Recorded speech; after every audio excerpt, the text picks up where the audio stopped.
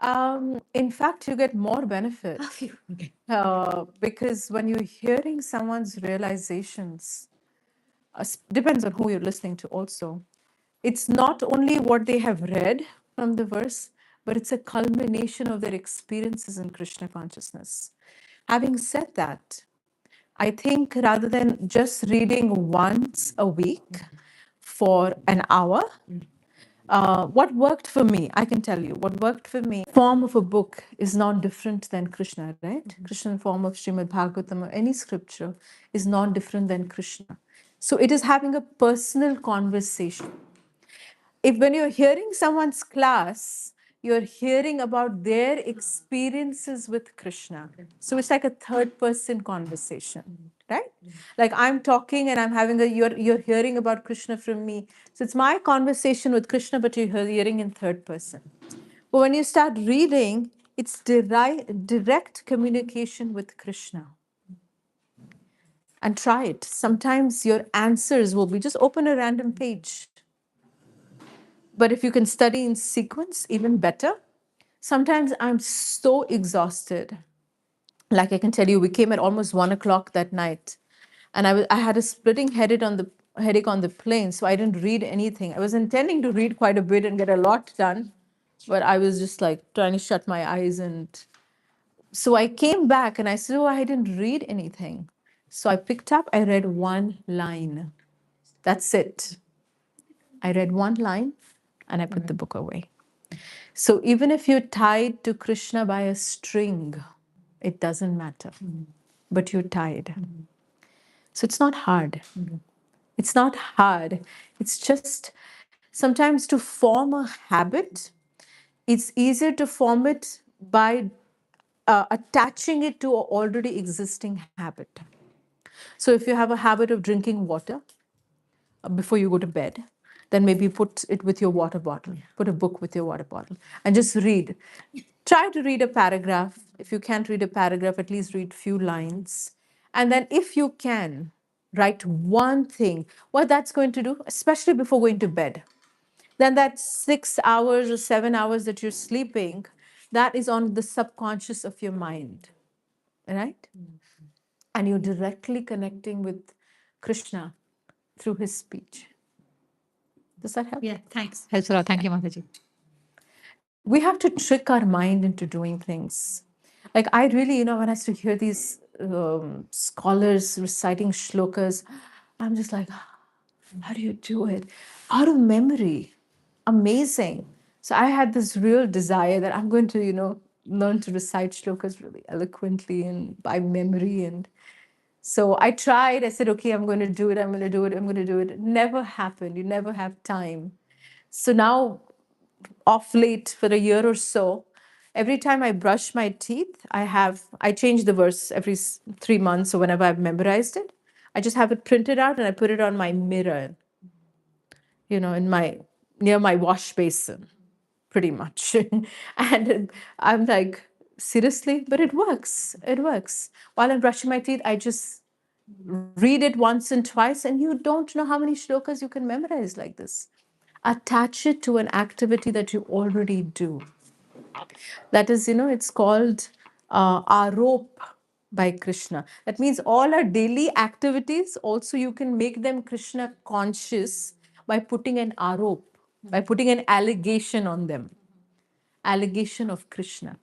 So very, regular activity of brushing teeth has now become something that I look forward to, which verse I'm going to put.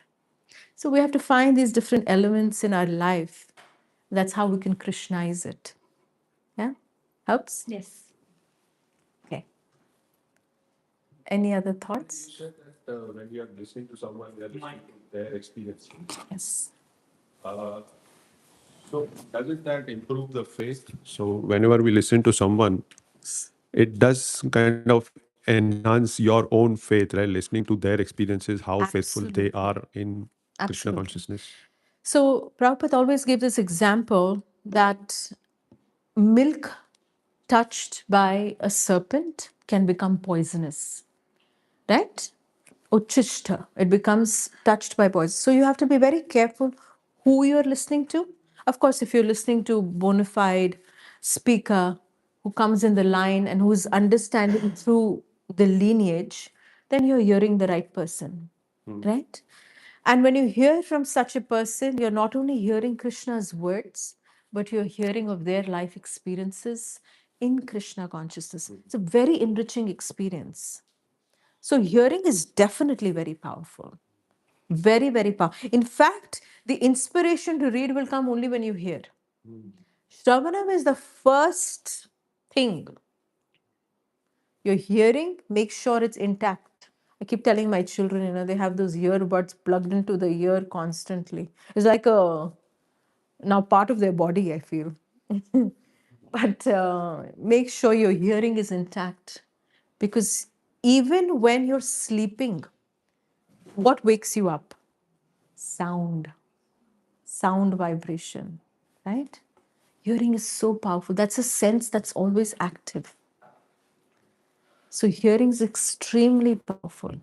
But then also reading creates a personal communication, right? If I'm having a personal conversation with you, then you truly start seeing Bhagavatam as non-different than Krishna. That realization comes when you hold the book in your hand. So do both.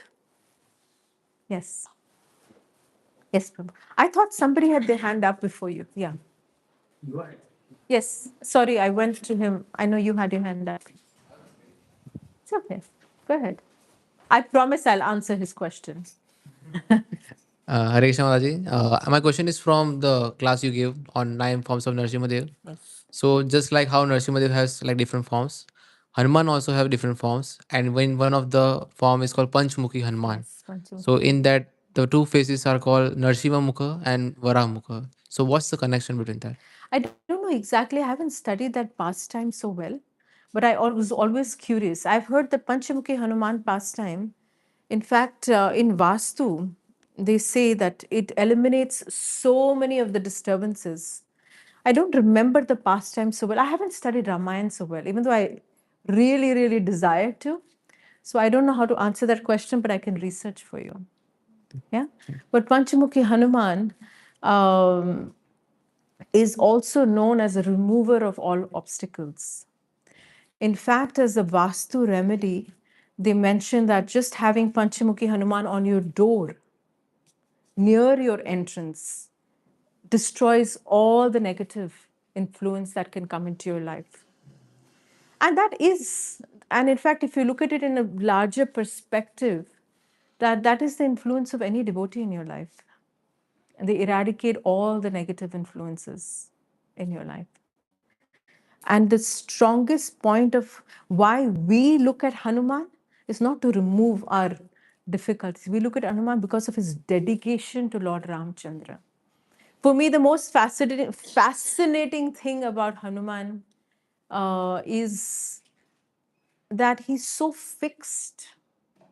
Even when any incarnation is coming in front of him, whether it was Mahaprabhu, whether it was Narsimhadev, he says, like we should be Ekeki Kurunandana, Brajendra Nandana. So he is on Lord Ramchandra.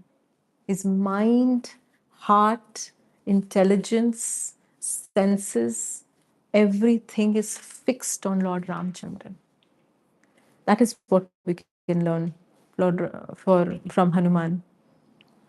Sincere, one-pointed attention. Even to Narsimhadev, he's saying, "You're disturbing me." So Narsimhadev reciprocated with him appearing with a bow and the mood of Lord Ramchandra. Yes, there's so many pastimes of Hanuman that I've heard. Mother Sita put sindoor, and he was sitting just near.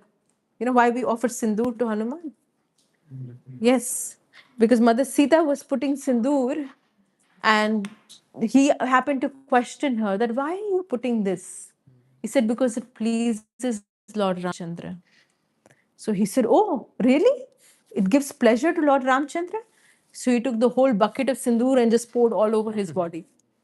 So, what are you doing? Because if this much can please, I want to give him more pleasure. That was the mood of Hanuman. So, from him, we should learn the mood. He was willing to do anything to give pleasure to the Lord. Anything. Whatever it meant. The pearl necklace. When Mother Sita gave him the pearl necklace as a reward, he started to bite and open. So all the court men were like, "What are you doing? You mad? Do you know the value of these pearls?" And he's looking, he's breaking and seeing. He said, "But I can't see Ram in here. What is the value?" You know? And at that time they said, "Oh, really? You have Ram within your heart?" And he rips apart his chest to show, "Yes, I do have Lord Ramchandra in my heart." So we can read about Panchamukhi Hanuman, but the true purpose of understanding the glory of Hanuman is his one-pointed love and affection for Lord Ramchandra. So difficult. We need variety in life, right? But how his mind was just fixed on Lord Ramchandra. And what did he say? That even if Lord Ramchandra left, I will stay till the time your names are here. Can you imagine that conviction that Lord Ramchandra is non-different than his name? That's why Ram was written, right? On every rock. Why Ram was written on every rock? It's a beautiful pastime again. So Hanuman was writing Ram on every rock and throwing it into the ocean. Of course, there's the two Vanaras that were cursed. So as soon as he threw it in the ocean, it started to float. So he said, anybody that has taken shelter of the name of Ram can never be drowned. But then Lord Ramchandra picks up a stone and he drops it in the ocean and it drowns. So Lord Ramchandra is saying, what is this? And I picked up a stone and my name is floating. But I picked up a stone and dropped. And that time Hanuman says what? He was also very witty. He said, if you drop someone, then who can save him? Yes. Your name can save anyone, but if the Lord drops someone, who can save him? That is the one pointed dedication. But we'll read about Panchamukhi Hanuman.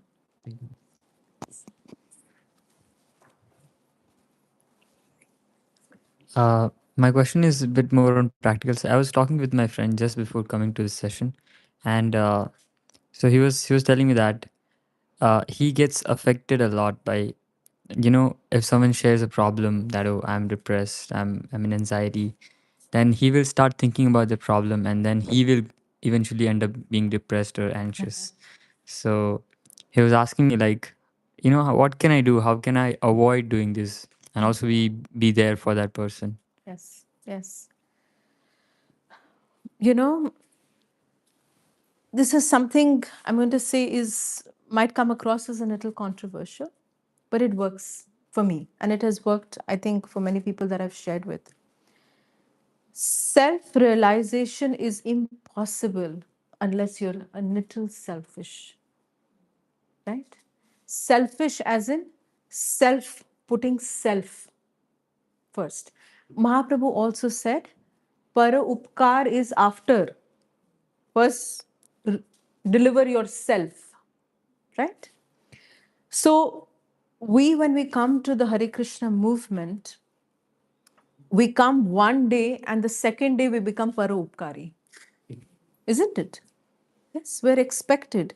And that is a good thing in one way, because what that does is that helps us also uplift ourselves while we're trying to lift others.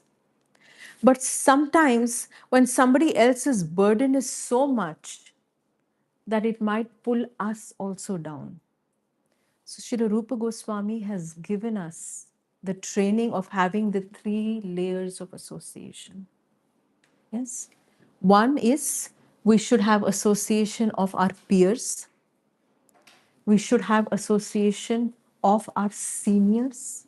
When seniors doesn't always mean in age. Senior means more realizations, more years, more experience in spiritual practice. And we should also have experience or association with someone we can help and support. Why? Because it is our way of expressing our gratitude to Srila Prabhupada for what we have received. Yes? When we see that, okay, even I was in that same shoes few years back, it helps us realize how far we have come as well. But if we realize that associating with someone is making me depressed, then we have to find a practical way of dealing with it, which could mean maybe distancing, or it could mean bringing somebody else who can handle their problems and letting them deal with it, or which I find is much better than everything, is to work on yourself in a way that you strengthen your own mental capacity and try to help them. But that means you need to work on yourself. Okay? So if someone comes to me and I start to dwell on the problem, the first thing I need to realize is that I'm trying to be the controller. If I am not the controller, then why will I dwell on the problem? Right? If I feel I can solve her problem and I'm the controller, it's a very subtle thing. It's a very, very subtle thing.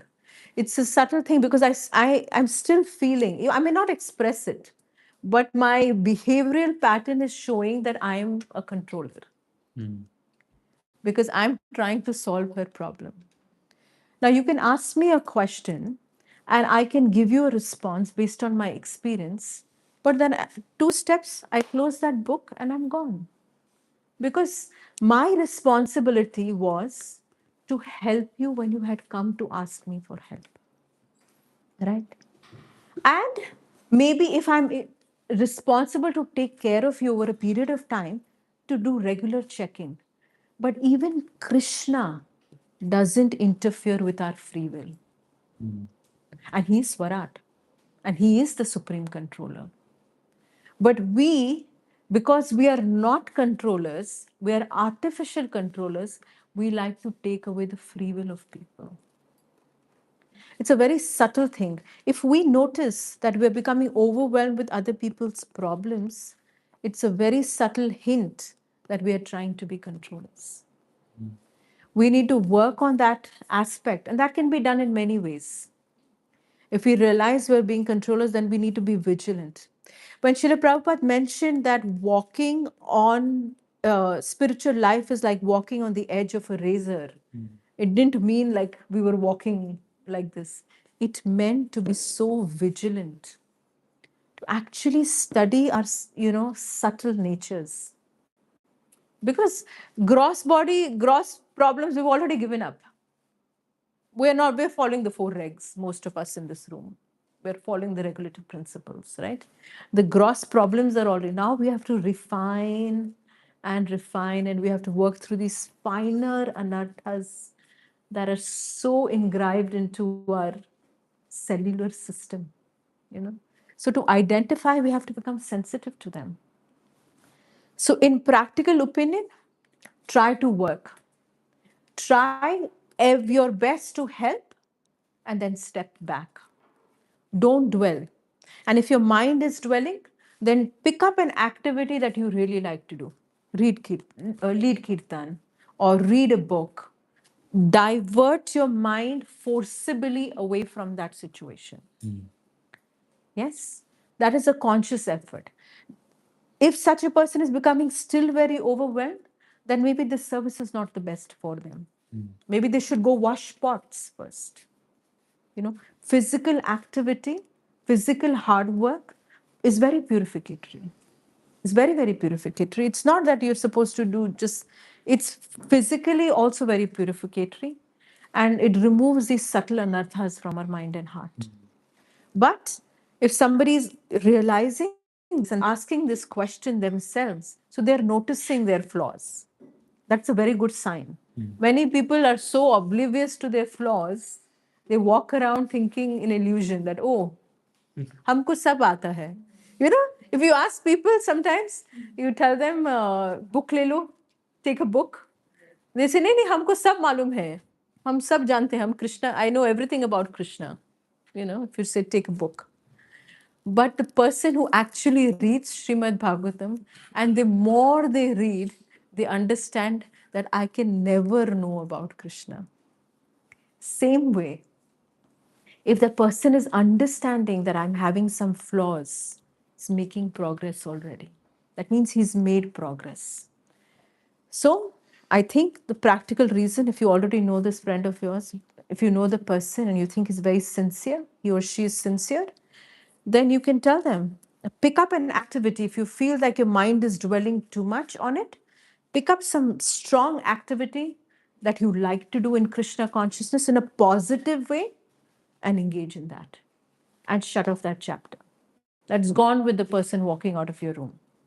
Yes? Does that help? Yes. And also look for these subtle anarthas that keep creeping up in our mind and hearts, because we need to rise above them. That is what a sadhana bhakti, conscious effort with abhyasena kaunteya, again and again and again. Similar problems will come, and we have to keep practicing again and again with steadiness. Does that help? Yes. Quite a few. We'll go from here. Okay. I didn't know. You want to go from here? Yeah, let's go with her. Ladies. One Vaishnava, Vaishnavi. Let's do that. I have a question that you Yes. said selfish means when you prioritize. Say that again. Selfish means that when you prioritize yourself. How? True self. Yes, true self. How you can make the boundary, or how much you should know that you need to be selfish for yourself and about your emotions.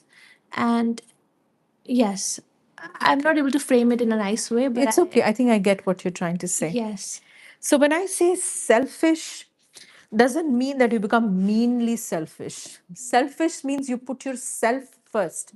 Remember, if a tree has to grow and give shade, the tree has to first go very deep into the ground, break through the layers and coverings before it can ever give any fruit, flower, or shade. The shade giving trees actually take very long to give shade. Why? Because they're growing their root system. Root system nobody's seeing. So when we're prioritizing ourself is actually growing our root system. And the quality of your root system will determine the kind of fruits you can bear and the kind of shade you can give anyone else. Yes? So prioritizing yourself may appear a little selfish, but in true self, it is not selfish. In true self, you are preparing to be a shade giving tree. If you prematurely try to be a shade giving tree, what will happen? You will also become frustrated, and they will also become frustrated because they will really not be getting any shade. You don't have any shade to give. It's only when your cup is full can you pour into someone's cup. How much can you pour from an empty cup? Right? You have to continually pour your cup. So when you say of setting boundaries, boundaries means you feel that you need to prioritize some time in your day where you are able to strengthen your own emotional standards. From what I'm hearing from you, you become too emotionally involved. So that is again another layer of wanting to control or wanting. Sometimes it can also mean the need for reciprocation, right? It's very hard to just be a one way giver. So have these levels of association. Have these levels of association in your life where you can be a giver somewhere, you can be a receiver somewhere, and you can be a sharer somewhere. Rupa Goswami set up that system for us to strengthen our emotional needs. But at the same time, in your day, there should everybody, in my humble opinion, should have some set time where they're sitting down with themselves, assessing yourself. I know Monal Prabhu takes attendance in the morning, but you need to take your own check in. You can check in with others, check in with yourself, because nobody knows you better than yourself. You know your mind, you know your heart, you know your anarthas more than anyone can ever know them. And Krishna knows, right? So make a note. This is how I felt. This is what I need to work on. And make a plan for yourself. If you want to go to any university, like I did architecture as when I was going to school. So I knew I had to take a physics, I had to take chemistry, I had to take so many classes in math. I had to give a PCM exam, I had to give an entrance exam. I was preparing, right? Now we know we want to practice spiritual life. What is our course of what classes we need to take, what we need to prepare? We know we want to become purified. How am I going to do that? Do we have any plan of action? Why not for our spiritual life have a plan of action? Create your goals at the beginning of the year. Have monthly check ins with yourself. Have regular follow ups with others. And then see where you started with and where you ended up. Have your short term, long term goals. And that will take your focus away from unnecessary noise. Even in spiritual life, we have a lot of unnecessary noise, right? We support others, but your primarily responsibility is yourself also. You cannot give till the time you are satisfied. You cannot give fully and wholeheartedly. Anyone that can give fully and wholeheartedly, you will see that they nourish themselves in some form or the other. It's a must. In fact, I remember in Chupati temple, um, there was a joke they used to have. So the servers, if they knew that there is some item is less, they would serve because they had not eaten. The servers would eat last. So they would be very stingy while serving. So then one time they noticed, that even though there is so much prasad, the servers are not serving properly. So they decided that the servers will eat first and then they will serve. And now everything was going abundant because your belly is full. You can't eat anymore. Now you serve full heart, right? So anyone that is able to serve with their full heart, know that their belly is full. It is our responsibility to fill our belly in Krishna consciousness, in whatever way. There are some services that give us joy. We should keep them in our life. There are some services that may feel like an austerity, but we have to be in that stretch zone. And there are some services that we should aspire for. We should also have that, because where is the growth then? Right? Like I said, next time I come, I'm going to learn harmonium and come better. Yes? So, if you don't have that aspiration, how can you grow? And when your mind is focused on improving yourself constantly, then all these emotions and all that, you won't have time for it.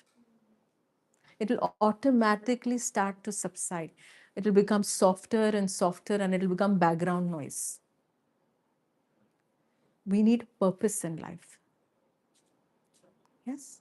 How do you then, when you're doing all this nourishing yourself, and then how do you get rid of this fear of what if you become a bad person in someone's life when you are doing all this? Because you're prioritizing. You have to be careful of not offending.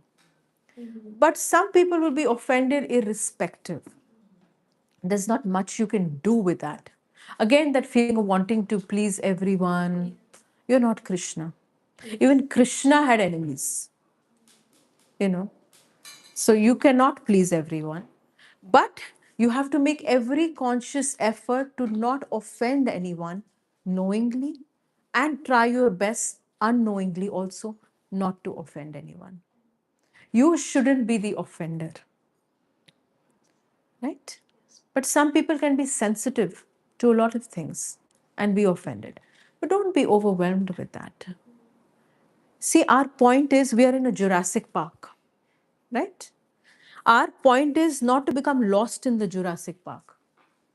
Oh, this has become offend. Now the mind is too captivated here. Oh, this one became angry. The mind is captive. No, our point to get through the Jurassic Park is to reach the other end. But if you become so entangled with these little things, you won't be able to reach the end. Yes? Yes. So always keep the focus where you want to be clearly visible every single day. It's clear and visible. How I'll get there, we'll figure it out. But focus should be clear. Your destination should be clear. Don't change destination. Yes. Helps? Thank you very much. Excellent. Who is next? Oh, That was a fantastic analogy, Prabhu. What's serving? Thank you for sharing that. Uh, Little context. So our Maharaja Bhakti Marg Swami, he shared something very good one day that 20s is like a time for hankering, where you're wondering where will you end up, who will you end up with. So the time factor feels very stretched. But once you cross that, and there are certain certainties in your life, okay, this is where I live, this is what I do. Life passes very quickly. So, what is your perspective on this, and what things we should be careful about and avoid or do more while we're in 20s, 30s, yeah. life making stage? So when you're young, you're high on hormones, you know. Like we had somebody high on some substance this morning, but you're naturally high on hormones in your that particular age. So you feel invincible in some form or the other. You know, you feel nobody knows better than me. My parents don't know better than me for sure. All of a sudden that realization hits you. And at the same time, you feel like you're invincible. So that is a time when you can take risks because you have less to carry with you, less baggages, less responsibilities. And you kind of just feeling like I've arrived. You know, I've come out of the shelter of sheltered parents and now I've arrived. So this is also one of the times that you make the biggest mistakes. Our responsibility, if we are in that age frame, is to be mindful that this is the time where I can make the biggest mistakes of my life. Yes?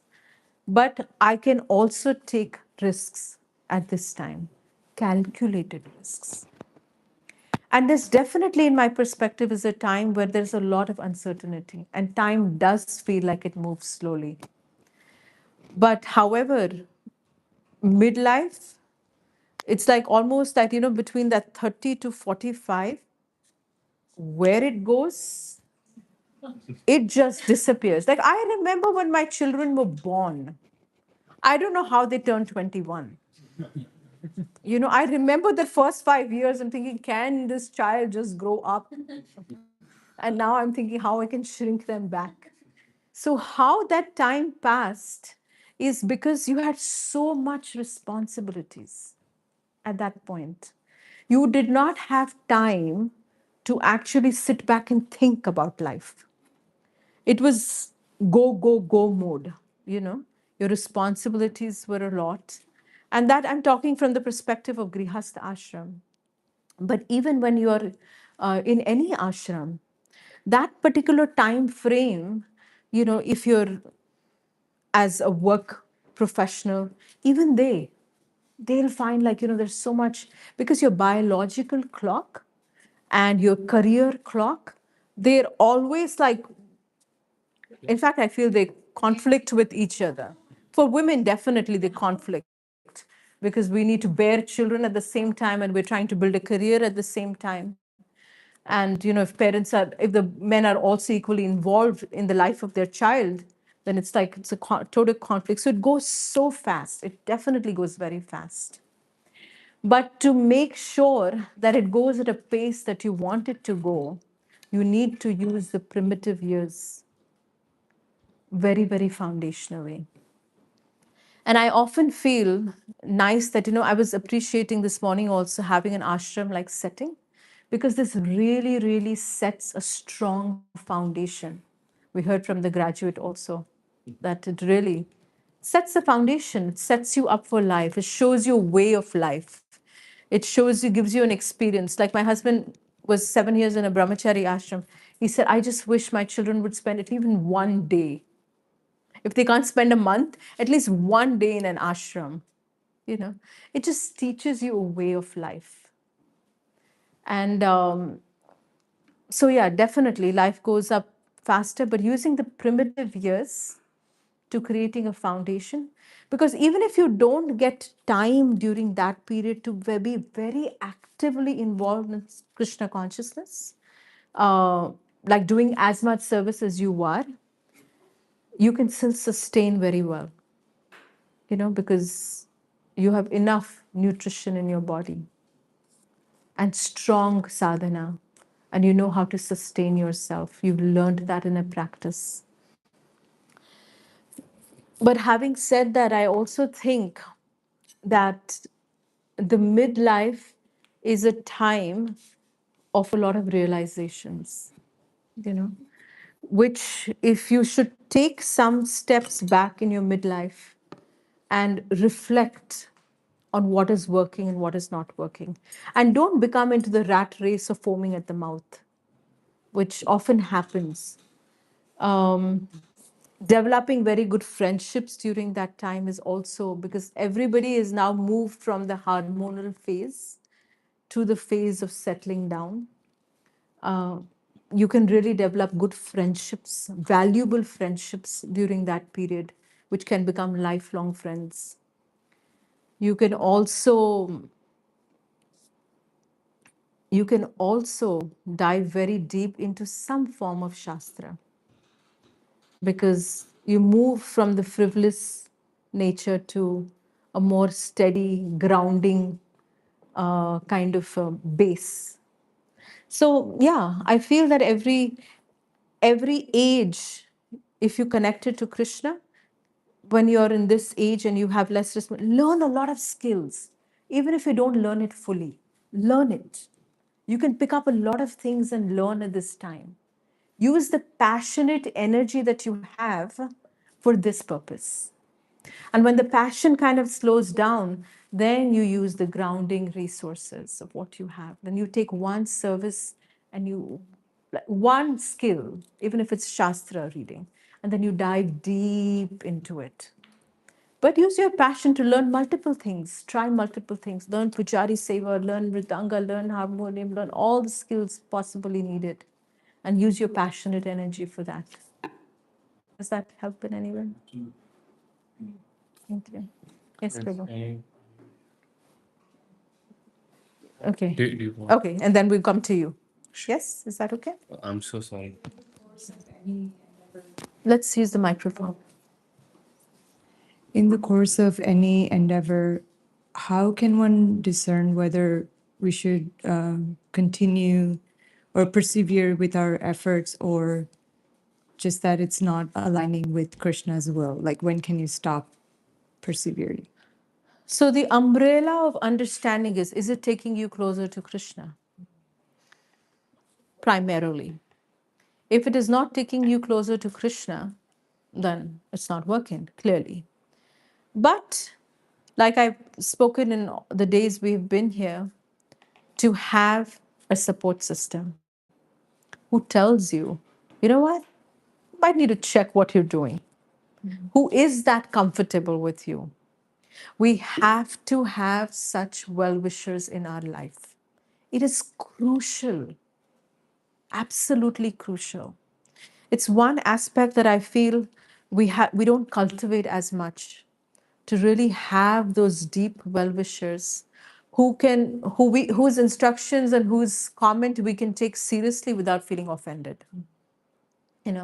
So if we're going a little off track, there should be someone saying, you might need to reroute or find a funnier way to say it.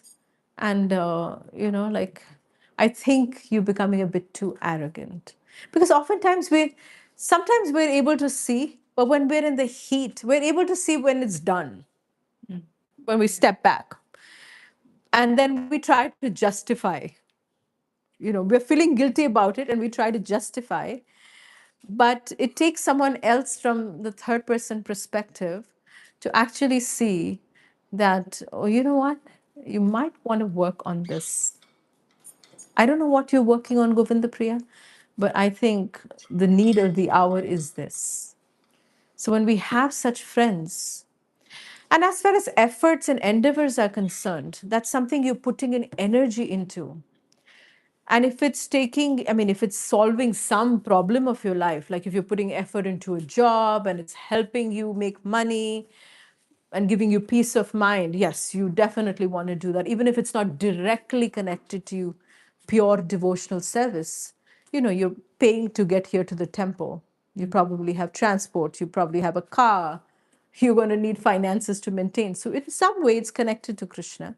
How you use those resources is the reason. So, of course, that's connected. But the overall umbrella should be, is it taking me closer to Krishna or it's taking me further away from Krishna? It's simple checklist. There's no complication to that. Checklist. Is this taking me closer? Yes? Good. Is it taking me further away? Good. Okay, my job is taking me away for a few hours, but it's giving me something that can help me go closer to Krishna with a peace of mind. Yes, okay. So I dedicate limited portions. There are certain categories you want to keep in your life. One is a direct yes or no. And then some are needed, but not really fun. But we need them in our life, right? So you make buckets and then you dedicate respective amount of time of your life. Because time is one resource we can never get back. The 1 minute we spend now, right now, you can give whatever you have. It's never coming back. It's not coming back.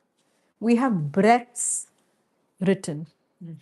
Lord Brahma has given us a certain number of breaths, and we can't take even 1/4 of a breath more than we've assigned. So time is a resource. It's more a zillion times more valuable than your bank balance. Decide how you want to spend it wisely. Yeah. Thank you. Yes, Brahma. I hope it's not too preachy. Okay. So, I have a little complicated question. Okay. And complicated to frame actually. Let's try. So, in the morning lecture, when we were listening about, and when you mentioned that demigods control our body, and you gave example of Indra controlling hand. So, if to me it sounded like if he doesn't want, we cannot move our hand. Yes. Like okay, Technically. yes. But what if that person is chanting? Uh-huh. And at that point of time, can Indra still take the authority over that person, like only the body?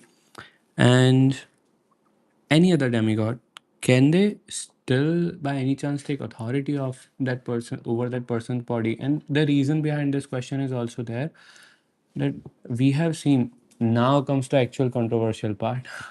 Can I answer that first? Oh, sure, sure, sure. Yeah. So we saw in Govardhan Leela, he tried to take authority over the lives of the devotee. What happened? We saw he was taught his lesson. But there's a funny story that Prabhupada used to say that once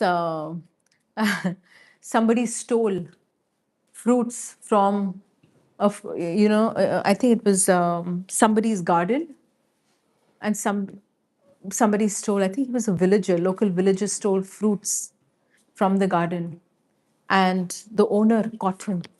He said, how can you do that? You're a brahmana, how can you steal fruits from my garden? He said, I didn't do it, Indra did it. Hands are controlled by Indra. Indra did it. So, so it's very easy to pass the blame on Indra. But at the same time, you have to understand that the demigods Indra, Varuna, Surya, Chandra, they control different, different limbs of our body, are what? Are the management system of the Lord. Yes? So now you have this building, you have ISKCON of Toronto. If we decide, you know what, this is the land of Krishna, this is the home of Krishna, Sab Bhumi Gopal ki, let's push this wall. We need one extra room. Why we have to move tables for meditation party? We have to do this. We want one extra room. Let's push the wall on the side. Let's create one extra room there. What is going to happen if we do that? Will the city come for you? Yes? You need permits to do that? Why? You're a devotee of Krishna, Baba. This whole world, cosmos. In the morning we heard, he's the origin, he's the owner. Why you need permission of the management authority? Why you have to go to the city? No need. Just break the wall and make. Would you do that? No. So we have been given a body, right? Which is controlled by the management system. And they have some authority over it. So we understand their authority. We respect their authority. We comply with their authority. We take care of the body like it's meant to be taken care of. But we also always understand that Krishna is the source. That is complete understanding. We don't neglect that layer. How can we neglect that layer? That is Krishna's management system. We cannot even neglect our city system. What to talk about the management of the cosmos? Anyone that claims to be a devotee, yes, has to become more and more aligned with becoming a law-abiding citizen. Not just of this world, a law-abiding citizen of the cosmos. Yes? So if Indra is controlling the hands, yes, Indra Prabhu, we will use our hands to worship the Lord. Indra is getting benefit from that. When he becomes pleased. That is why in the previous generations, they used to offer yajnas. That's their sustenance. The demigods sustain on the yajna offerings that we offer to Vishnu. They get their par share. So in this day and age, our yajnas are using our hands to chant Hare Krishna. When we are chanting, Indra is getting benefit. He's getting his oblations. When we're offering arti to the deity, he's getting oblations. When we're washing pots, he's getting his oblations. I have no doubt about that. At the same time, we have to be mindful of not becoming disrespectful to the authorities. What to speak about, we cannot be disrespectful to policemen, city, mayor, or anyone here, right? What to speak about the connected to Krishna authority? We cannot become disrespectful. Okay, now second part of your question. I don't Second. even need to describe it because it was in it only. It is answered? Yeah, it is See, answered. I had mistakes with these. Okay, we'll take her question first since you already asked. So you mentioned that to take as much as risk possible in the 20s compared to 30s. As much as risk, no. No, Calculated risk. Uh, so my question is, like in the Bhagavatam, it's mentioned not to over endeavor. Like Krishna like recommends like to do things that comes naturally to you rather than not to push yourself.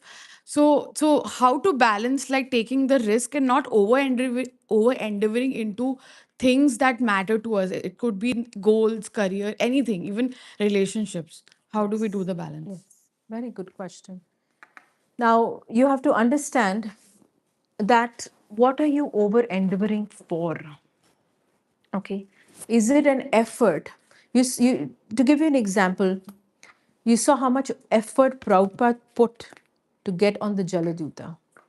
You know, How many hours he sat outside Srimati Murarji's office?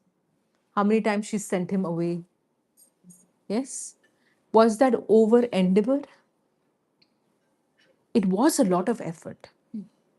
It was, at his age, I would say it was even over endeavor. But why? Higher purpose was in mind.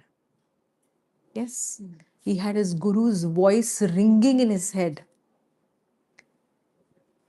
Yes? So, at a certain point, when you take calculated risks, and if you're talking about situations where, you know, you're trying to make things work and they're not working, you're trying to get a job and it's not coming, you're trying to get into a relationship and it's not happening, then in such situations, you need to take 2 steps back and look at it from the bird's eye view kind of a situation. You see, okay, what am I doing wrong? Is it that I'm putting my effort in the wrong place? Or am I learning something by every effort? Yes? I'll give you an example. So, my husband, we lived in New Vrindavan for 10 years, fully in the temple, full time devotees. Yeah. And then we moved and he wanted to pick his job back. So he graduated in 93. And by the time he went to take a job, get a job again, was 2015.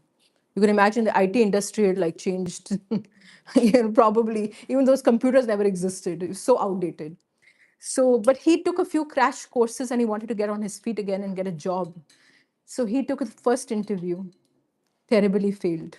Second interview, terribly failed. Third interview, terribly failed. 20 some interviews he did. And I'm like, is this over endeavor? He says, no, with every interview, I'm learning what they ask. So I can learn. So he was detached. He was giving interviews and interviews and interviews, and interviews became a learning process. Yes? Finally, he cracked an interview. And within 1 week, they figured he knows nothing. So he lost the job. And then again, he studied, and then he understood what it needs to sustain a job. And then he sustained a job. Sometimes we learn in life by putting effort and failing, and putting effort and failing. Okay? What is over endeavor when it overpowers your consciousness? When you start becoming depressed about it. What was wonderful about him, and he could do this over and over and over again, I was getting depressed. But he was like, I don't know, it's a learning experience. I'm learning from these interviews. So if this is making you depressed and feeling like a failure, then yes, it's becoming an over endeavor. What you don't need to work in it's not that you don't need to work on the effort. You need to fix your consciousness. It's a mindset problem. Yes. You need to do this as an effort. And in relationships, if you're failing, then maybe you have to reflect, am I trying to get into a relationship to complete myself? I often tell this to young people that come to me. Never try to get into a relationship to feel complete. First, complete yourself and then choose to be in a relationship. Because otherwise, you're going to be such a codependent and not a very pleasant relationship. You will not happy, you do not let the other person be happy also. Yes? And how you complete yourself is strengthening your relationship with the Paramatma within the heart. You complete your relationship with Krishna. And you go into a relationship with that maturity that I cannot get all happiness from this one person.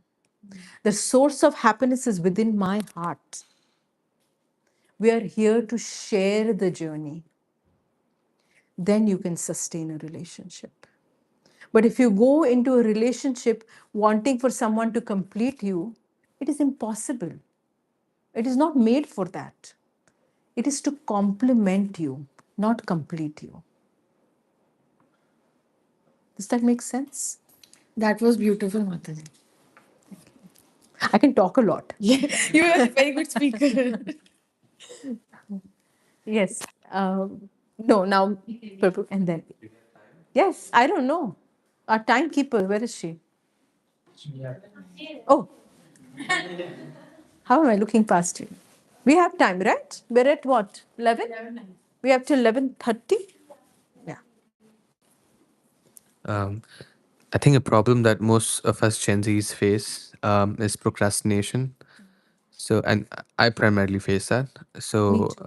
how does one get through it? And because it becomes more of an addiction than, like, usually it starts off by you laying off, I mean, and just neglecting something, and then it becomes kind of repeated. So, how does one solve that? Yes. By giving deadlines and forcing yourself into being into situations. To give you an example, put yourself into commit to something that you're going to do and then stick with keeping that commitment. Like to give you an example, I have to give 2 Sunday feast classes tomorrow. Yes. And I said, give me a topic and I'm going to prepare. Now I have no time and I'm procrastinating. I went to my room and I said, I'm going to, and I replied to all the emails and I said, I'm going to sit and prepare for my class tomorrow. And I procrastinated. But now I have no choice. What am I going to talk if I don't prepare? So I've put myself in a situation where procrastination has to become shrunk. I can procrastinate till tomorrow morning at the most. Cannot go beyond that. Yes. And when we try to put ourselves, we make a commitment, we'll be forced to keep it. It's a subtle way of doing that. But in a practical way, figure out what you will lose in your head when you start to procrastinate. Figure out what you're going to lose. Maybe I won't be able to do justice to the 100 people that are going to sit and listen to the class. I'm wasting 100 people's time by wasting my time now. Then it adds something more than myself. And I start to feel like, oh my God, I can't do that. Right? And I'm thinking, oh my God, all these people are going to collect, travel from so far to come to hear me, and I don't even have the time to sit and prepare to speak something. Now it makes me feel really bad. Sometimes you need to do that. And you need to make sure that you find such situations. But on a general basis, if you know what you're procrastinating with, what you're using as a substitute, try to put those things away. Like if you're just scrolling on Instagram, then maybe put a lock, Instagram lock for a certain period of time. There's practical ways of doing things. Like I remember when I took the service of the second vice chair, and the service was new for me. So I had to, so second vice chair, the chair executive committee works is like, it's a team of 3. Okay.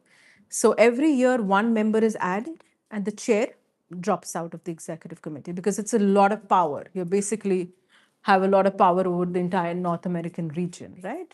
US, Canada. So we don't let anybody sit on it for more than a year as a chair. But to have some continuity, you have the executive committee, you have the chair, you have the first chair, and then you have the second chair.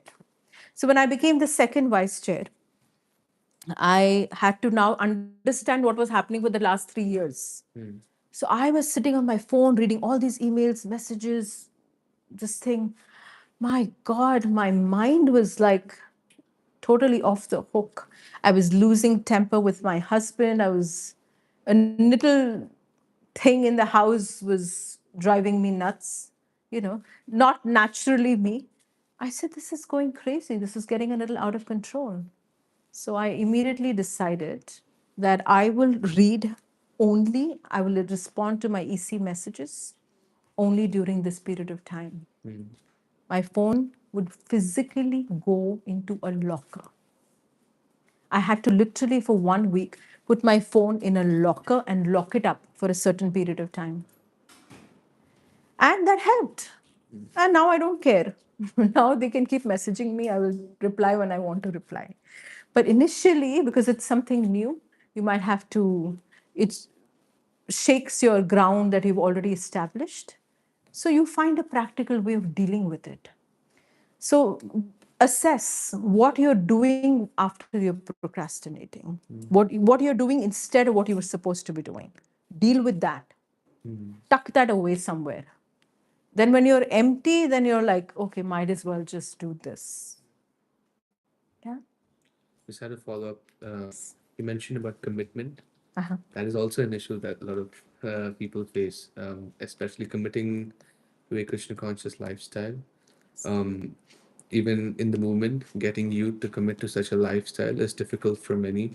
So, especially just the four regulations, right? So, Yes. how does one do that? So for an individual, we realize the importance of it. If it's me, if I'm talking about me, we realize the importance of following the four regulative principles, the four dharmas, the four pillars of dharma. Your whole building that you're trying to build is going to stand on this foundation. So if you're thinking you can keep building floors on top of each other and your foundation is wobbly, then you'll probably end up in an earthquake, right? It will just collapse on you. That is for our own understanding. You try to explain if there is somebody else who's having difficulty following the regulative principles. You try to help them while being selfish, not that you're becoming excessively involved mentally into it. You try to suggest the benefits to them. You suggest the importance of following the regulative principles, but at the same time, always know that they have a free will and respect the free will of people. Even Krishna has given them something. Krishna has given them free will. Who are we to take it away from them? I have to remind myself every single day that even my children, I may have given them birth, but ultimately, they're Krishna's child, only put under my care for a certain period of time. Krishna has given them free will. I cannot and I will not take that free will away from them because it has to be their choice to take up to the process or not take up. Yes, we can create a conducive environment for our friends or create a conducive environments for our family, but we have to respect their free will because that's a gift from Krishna, a very sacred gift from Krishna. You cannot love somebody in pressure. Yes, you can love when it's a choice. I chose this path. I chose to become a devotee. I chose to love Krishna. And my intention was involved. That's more powerful than somebody telling you that you have to. Yes. That's the beauty of Bhakti Yoga. We choose Krishna over everything else. Not because we're fearful, because we truly want to love Him. Yeah? Thank you. You had a question, Mataji?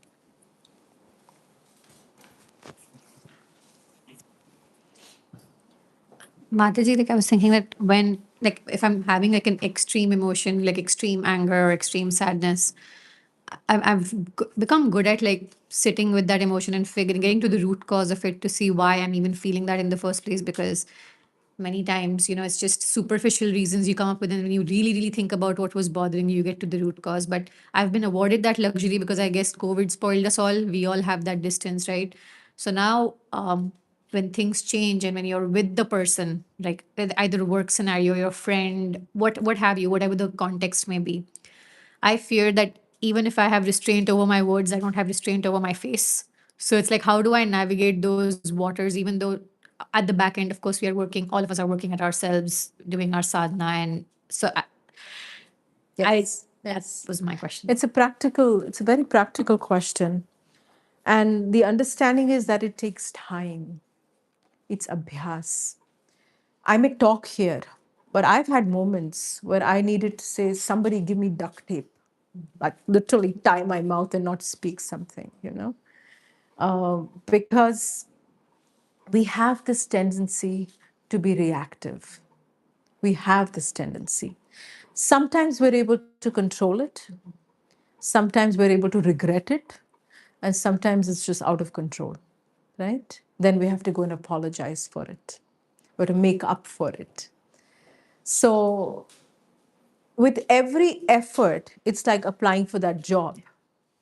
Sometimes you clear it and sometimes you struggle with it. But as a sadhana bhakta or somebody who's practicing sadhana bhakti, we need to put effort till it becomes muscle memory. Yes? It's never easy. Sadhana. All these mridanga players, they play so well. You think they were just born playing like that? No. Somebody put in effort, learned the tere kheta, and did it over and over and over and over and over again, where now it's muscle memory and we feel like, oh wow, they can play so nicely. But it was effort. So when we see somebody is able to control the emotions and has the power of composure, you have to be very strong to have it. It's actually a sign of weakness when we show anger. Anger is not a sign of strength in any way. When you're able to sit with that silence and you're able to stay composed even when you're insulted, even when somebody else is angry, even if you're able to stay composed, that is a sign of true power. That is why Matra Sparshas Kaunteya, right? You are able to stay in any kind of situation composed. That is a true sage. And we're on the process. We're in the train. We will get to the destination. Just don't get off the train. Yes? Continue to be in the train. Continue to put little by little efforts. Whenever circumstances come in your life, you will get an opportunity to practice and thank Krishna for that experience, to practice what you really want to achieve. Because that test is not something you can just sit down with. It has to come in your life to practice. Right? So you practice trying. In small moments, practice. When the big moment comes, Krishna gives you. And another way is to beg for Krishna's mercy. That I'm feeling incompetent to overcome this difficulty of mine. You help me. He's a person. He listens. He listens. When Dhruva Maharaj was standing as a 5-year-old boy, raised by a single mother, he was standing in front of the Lord and he had intense desire to offer prayers to the Lord. But he had not enough vocabulary to express himself. So the Lord gently touched the conch shell on his head. Yes? And within that conch shell, all the Vedas, Puranas knowledge was immediately transmitted within Dhruva Maharaj. And oftentimes, when I stand before going for any class, I stand before the deities and I say, please touch your conch shell to my forehead that I may be able to speak something befitting your glory. So sometimes we just have to go in front of the deities, in front of the Lord, and just beg, because we are beggars. And just beg for some help and support and continue to put the effort. That completes the 2 fingers of Damodar Leela, yes, right? Mercy and our effort. That completes the full chain. Thank you, Mataji. Yes, a lot. Thank you. Yes. There's like 5 minutes left. Okay. Do you want to take another question or offer closing remarks? I don't know. We can take if we have any questions. Somebody who has not asked a question and has a question. Anybody has a question? Or do you have reflections? Your delights are really good. I mean, from your experience. Oh, thank you, Prabhu. Very your good experiences. Thank you so much. You will gain. Thank you. Grateful. Nita, you had something to add? Anyone else? Yes. after listening to all this, I'm like, I literally cannot understand Krishna. I am so overwhelmed with today Bhagavatam class, knowing that he is the supreme personality.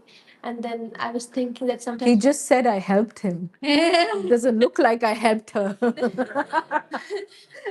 and I was thinking that sometimes when I get this pain and trouble, and then I'm like, I don't want to talk to you. You just don't talk. I'm like, you are a supreme personality of God.